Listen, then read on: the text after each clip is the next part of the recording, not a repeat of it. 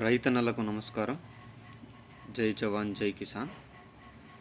రైతు లేనిదే రాజ్యం లేదు, రైతే రాజ్యానికి తొలిమెట్టు. యావత్ తెలంగాణ రాష్ట్రంలో ఉన్నటువంటి 42 లక్షల పైచిలుకు మంది ఆసరా పెన్షన్ వాహులకు రాష్ట్ర కాంగ్రెస్ ప్రభుత్వం అదిరిపోయే శుభవార్తలను తీసుకొని రావడం జరిగింది. ఈరోజు ఈ వీడియోలో వాటికి సంబంధించిన పూర్తి సమగ్రమైన సమాచారం గురించి తెలుసుకుందాం.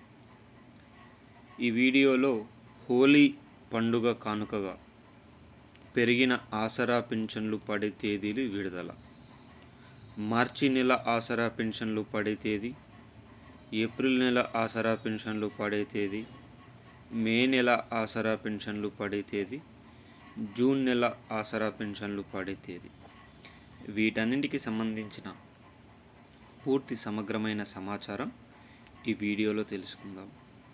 ఎవరైనా మొట్టమొదటిసారిగా మన ఛానల్ని చూస్తున్నట్లయితే చూసిన వెంటనే ఒక చిన్న లైక్ చేయండి, అదేవిధంగా షేర్ చేయండి, అదేవిధంగా కామెంట్ చేయండి, అదేవిధంగా సబ్స్క్రైబ్ చేసుకొని బెల్ ఐకాన్ ఆన్లో పెట్టండి. మీరు లైక్ చేయడం వల్ల తెలంగాణ రాష్ట్రంలో ఉన్నటువంటి 42,53,673 మంది ఆసరా పెన్షన్ వాహులకు ఈ వీడియో అనేది చేరడం జరుగుతుంది. బంధుమిత్రులకు షేర్ చేయడం ద్వారా దీనికి సంబంధించిన పూర్తి సమాచారాన్ని వారికి అందజేసిన వారు అవుతారు. మీకున్న సందేహాలను కామెంట్ రూపంలో వ్యక్తీకరించండి. దానిపైన పూర్తి సమగ్రమైన సమాచారాన్ని తెలుసుకొని మీకు రిప్లై ఇవ్వడానికి ప్రయత్నం అయితే చేస్తాను. ప్రతి ఒక్కరూ సబ్స్క్రైబ్ చేసుకొని బెల్ ఐకాన్ ఆన్లో పెట్టండి.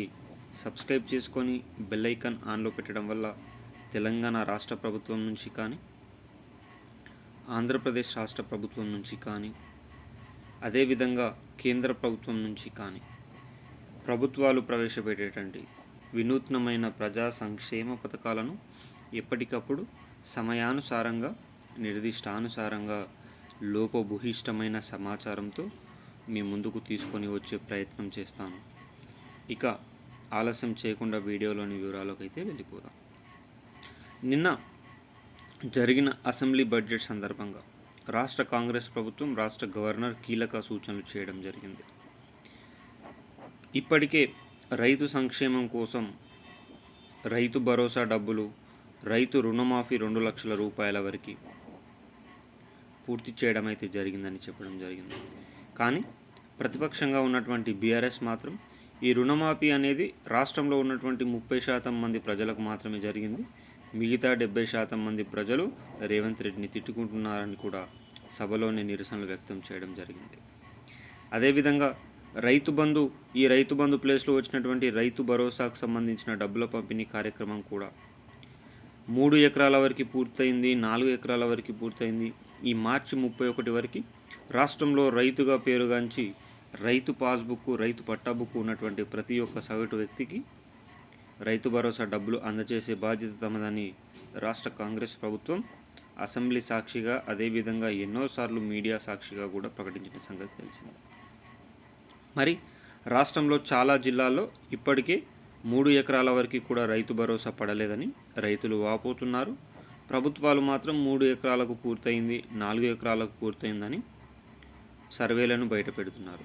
మరి ఏది నిజమనేది రైతులు నెత్తిన చేతిన పెట్టుకొని ఆకాశం పైకి చూస్తున్నారని చెప్పడంలో ఎలాంటి నిస్సందేహం లేదు. ఇక రాష్ట్రంలో ఉన్నటువంటి ఇందిరమ్మ ఇల్లులు నియోజకవర్గానికి 3,500 ఇళ్ల చొప్పున 5 లక్షల రూపాయలు ఇచ్చే మహోన్నతమైన పథకాన్ని ఇంకా 3 రోజుల్లోనే ప్రారంభిస్తామని తుమ్మల నాగేశ్వరరావు పేర్కొనడం అయితే జరిగింది. అయితే అనర్హులు అర్హులుగా భావించి ఒకవేళ ఇల్లు ఇచ్చినట్లయితే ఇల్లు పూర్తయిన తర్వాత అయినా సరే పూర్తి డబ్బులు వసూలు చేసే బాధ్యత ప్రభుత్వాందని పేర్కొనడం జరిగింది. కావున రాష్ట్రంలో ఉన్నటువంటి కలెక్టర్లకు కూడా, అదేవిధంగా ఎమ్మెల్యేలకు, ఎంపీడీఓలకు అందరికీ కూడా సూచించడం జరిగింది. అర్హులకు మాత్రమే ఇళ్ళనివ్వండి, అనర్హులకు ఇళ్ళనిస్తే తగు చర్యలను తీసుకోవడం జరుగుతుందని కూడా ఖరాఖండంగా రాష్ట్ర ప్రభుత్వం ప్రకటించడం అయితే జరిగింది. ఈ 5 లక్షల రూపాయలను 4 దఫాలుగా ఇచ్చే అవకాశం ఉంది. మొదటగా ఇల్లు వచ్చిన తర్వాత 1,25,000 పిల్లర్స్ పడ్డ తర్వాత 1,25,000, గోడలు కట్టిన తర్వాత 1,25,000, స్లాబ్ వేసిన తర్వాత 1,25,000. ఈ విధంగా 4 దఫాలుగా రాష్ట్ర ప్రభుత్వం అందించే యోచనలో ఉన్నట్లు తెలుస్తుంది.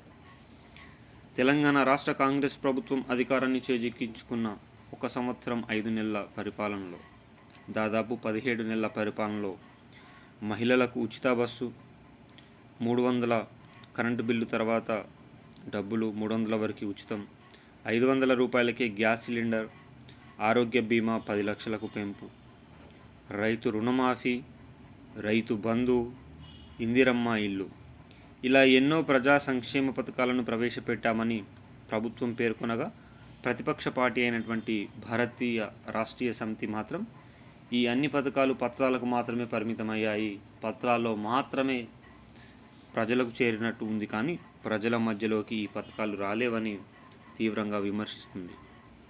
అయితే ఇన్ని ప్రజా సంక్షేమ పథకాలు ప్రవేశపెట్టిన ప్రభుత్వం ఆసరా పెన్షన్ వాహుల పట్ల చిన్న చూపు చూడడం పట్ల పెన్షన్ వాహులు తీవ్ర అయోమయ స్థితిలో ఉన్నారు. రాష్ట్ర కాంగ్రెస్ ప్రభుత్వం ఎన్నికల హామీలో భాగంగా రాష్ట్రంలో అధికారంలోకి వచ్చిన మొట్టమొదటిసారిగానే ఆసరా పెన్షన్ల పెంపుపైనే ప్రభుత్వం సంతకం పెడతామని చెప్పిన సీఎం రేవంత్ అన్న దాదాపు 1 సంవత్సరం 7 నెలలు పూర్తవుతున్న ఆసరా పెన్షన్ల పెంపు లేదు. కొత్త ఆసరా పెన్షన్లు దేవుడెరుగా, పాత ఆసరా పెన్షన్లే సమయానుసారంగా అందక రాష్ట్రంలో ఉన్నటువంటి 42 లక్షల పైచిలుకు మంది ఆసరా పెన్షన్ వాహులు తీవ్ర సందిగ్ధం ఏర్పడినట్లు తెలుస్తుంది. రాష్ట్ర కాంగ్రెస్ ప్రభుత్వం మొదటి నెల ఇవ్వాల్సిన ఆసరా పెన్షన్లు చివరి వారంలో ఇస్తున్న సంగతి తెలిసిందే. జనవరి 2025 నుంచి మొదటి వారంలో ఇచ్చే పెన్షన్లు జనవరి 27 ప్రతి నెల కూడా చివరి వారంలో ఇవ్వడం జరుగుతుంది.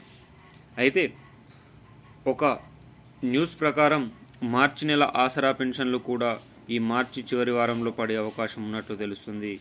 ఏప్రిల్ నెల ఆసరా పెన్షన్ల నుంచి మాత్రం ఈ 2,016 రూపాయలని 4,016 రూపాయలకు, 4,016 రూపాయలని 6,016 రూపాయలకు మారుస్తూ, ఈ 2,016ని 4,016 రూపాయలకు మారుస్తూ ఈ ఏప్రిల్ నెల నుంచి మాత్రం మొదటి వారంలోనే ఇచ్చే అవకాశం ఉన్నట్లు తెలుస్తుంది. ఏప్రిల్ మొదటి వారంలో ఏప్రిల్ నెల ఆసరా పెన్షన్లు, మే మొదటి వారంలో మే నెల ఆసరా పెన్షన్లు, జూన్ మొదటి వారంలో జూన్ నెల ఆసరా పెన్షన్లను అందించాలని ప్రభుత్వం తీవ్రంగా కసరత్తులు చేస్తున్నట్టు తెలుస్తుంది. ఇది యావత్ తెలంగాణ రాష్ట్రంలో ఉన్నటువంటి ఎన్నో ఏళ్ళుగా ఎదురు చూస్తున్న ఆసరా పెన్షన్ వాహులకు శుభ సూచికగాని చెప్పుకోవచ్చు. మిత్రులారా, మీకోసం దాదాపు 10 నుంచి 15 న్యూస్ పేపర్ల నుంచి సమాచారాన్ని సేకరించి మీ ముందుకు తీసుకొని రావడం జరిగింది. కావున ప్రతి ఒక్కరు కూడా సబ్స్క్రైబ్ చేసుకొని బెల్ ఐకాన్ ఆన్లో పెట్టడం వల్ల ఇలాంటి ఎన్నో మహోన్నతమైన వార్తలు మీ ముందుకు వచ్చే అవకాశం ఉంది. Thanks for watching our video. జై జవాన్, జై కిసాన్, జై హింద్, జై భారత్.